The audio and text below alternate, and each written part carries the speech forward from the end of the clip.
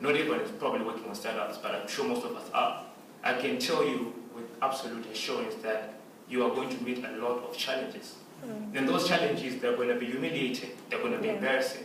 A particular challenge that I faced that was humiliating was when I was founding my company, and it was in Lefkosia area, in Cyprus.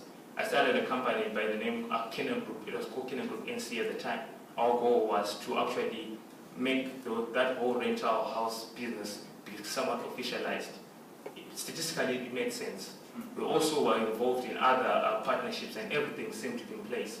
What people don't know is we put up capital 2 weeks from the time that we put up the capital. Our first top investor pulled out before we launched.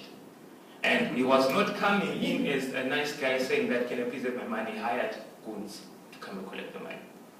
So you can imagine, you have not done anything and you don't even have any capital to actually start off, and every single cent has been pulled out.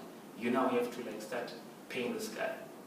But one thing that pushed me in that experience was I realized that the more, like muscle building, the more you stretch the muscle, it builds more capacity. That's right. And that's what it's about, I think, at the end of the day, in entrepreneurship. You should get there with that mindset that my capacity has to be stretched. And the more I get stretched, the more muscle that I get. And the more muscle that I get, the more leverage I get. The more leverage you get, then the more opportunities that you're able to explore. That's right. And if you at any point doubt, I think you should look at this guy.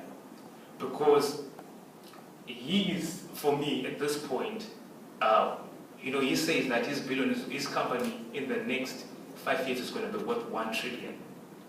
I mean, a company that was started off with 14 guys currently is worth over 530 billion. It's a reality, real figures.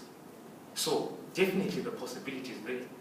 The journey is not going to be simple, but the possibility is there.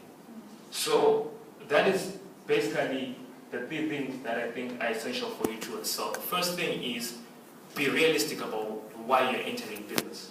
The statistics say that about 92% of businesses fail before the first 2 to 5 years. I think the reason for that failure is because people enter those businesses with the wrong assumptions, right? Secondly, and I think most importantly, you should build relationships, right? Regardless of what kind of business that you're in, it's a human thing. You have to have strategic relationships. People that are going to partner with you, and it's not about how big your business is in terms of employees and investors.